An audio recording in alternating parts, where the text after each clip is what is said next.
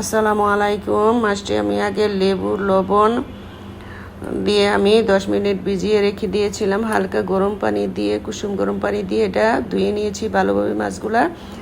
এখন আমি ধনিয়ার ফাঁকি দিয়েছি 1 চামচ, হলুদের ফাঁকি 1 চামচ, মরিচের ফাঁকি 1 চামচ, স্বাদ মতো লবণ দিয়ে এটা আমি আবারও ম্যারিনেট করে রেখে দিব 10 মিনিট।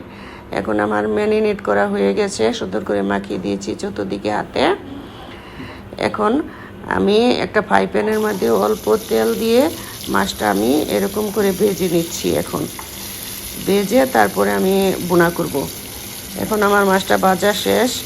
এখন একটা ফ্রাই প্যানের মধ্যে আমি একটু তেল দিয়ে 5-6টা পেঁয়াজ দিয়েছি। পেঁয়াজটা যখন আমার লাল হয়ে যাচ্ছে বেরেস্তার মতো, তখন আমি পেঁয়াজ বাটা আর একটা টমেটো, 4-5টা রসুনের কোয়া ব্লেন্ড করে রেখে দিয়েছিলাম, এটা দিয়েছি। এখন আমি এটা ভালোভাবে কষিয়ে নিয়েছি। আবারও 1 চামচ হলুদের পাখি, 1 চামচ ধনিয়ার পাখি, 1 চামচ মরিচের ফাঁকি, স্বাদ মতো লবণ দিয়ে এটা আমি ভালোভাবে কষিয়ে নিচ্ছি। এটা আমার ভালোভাবে কষাতে হবে, না তো পেঁয়াজের গন্ধ থাকবে, সেজন্য এখন এটা আমি ভালোভাবে কষিয়ে নিচ্ছি। আমি 1 কাপ গরম পানি দিয়েছি। এখন তাড়াতাড়ি আমার তরকারির ঝোলটা পাকে এসে গেছে।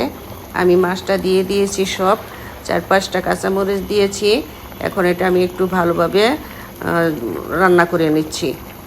এখন আমার রান্না হয়ে গেছে।